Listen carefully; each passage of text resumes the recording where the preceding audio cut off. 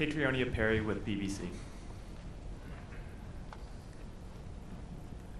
Thank you. Katrina Perry with BBC News. Mr. Secretary, if I could just follow up on my colleague's comments there. You referred to a multi-staged response to yesterday's attack. Do you hold Iran directly responsible? Do you consider the US to be at war or on the verge of war at this point? And what impact would any response have on the hostage ceasefire deal, which we're told is at an advanced stage at this point? And Mr. Secretary General, if I could ask you what NATO's view is of the risk of the US becoming involved in a direct conflict with Iran, what that means for NATO's other priorities, including Ukraine, and on the risk to further US funding of Ukraine, can NATO and other allies, including the EU, keep Ukraine going without the US if they need to do that? And just on the point of EU and European countries, on the issue of Sweden and Hungary holding out on its ratification of membership, do you think, is that forthcoming soon, and what does that mean for future expansion of NATO? Thank you. Thank you. So the attacks that have taken place since October on our forces, on our personnel, in both Iraq and Syria, have been conducted by groups that are aligned with Iran, and indeed are supported by Iran, funded by Iran, equipped by Iran.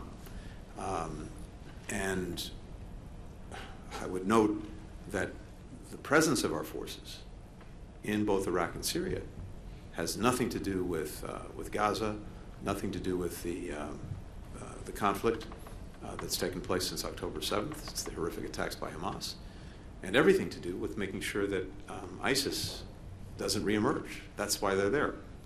Something that Iran should share as an interest, but on the contrary, the groups that are aligned with it have been conducting these attacks. And as I mentioned, we do not seek conflict with Iran, we do not seek war with Iran, but we have and we will continue to defend our personnel and to take every action necessary to do that, including responding very vigorously to the attack that just took place. And as I mentioned, I'm not going to get ahead of where the president is. I'm certainly not going to telegraph the response, but as I mentioned, that response could well be multi-leveled. It could come in stages, and it could be sustained over time. At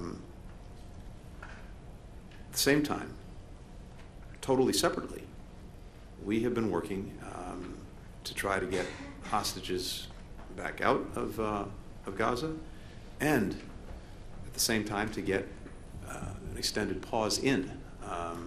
And that effort is something that we are very, very actively pursuing right now with, of course, our partners in Qatar and Egypt, as well as Israel. Those who are trying to expand the conflict, broaden the conflict, escalate the conflict, they may say that they're doing that somehow in response to Gaza, but every action they're taking really is to perpetuate the conflict and to expand it. They don't have the interests of anyone in mind except their own interests as they see them. And we're determined, again, that we do everything possible not to see the conflict expand. On the contrary, we're working to end it, and end it in a way that the atrocities of October 7th never happen again, as well as the suffering that we've seen on the part of Israelis and Palestinians alike doesn't happen again. That's what we're working toward, and that's where our focus is. First, on the issue of Swedish membership, I welcome, of course, that Turkey now has finalized the ratification process with the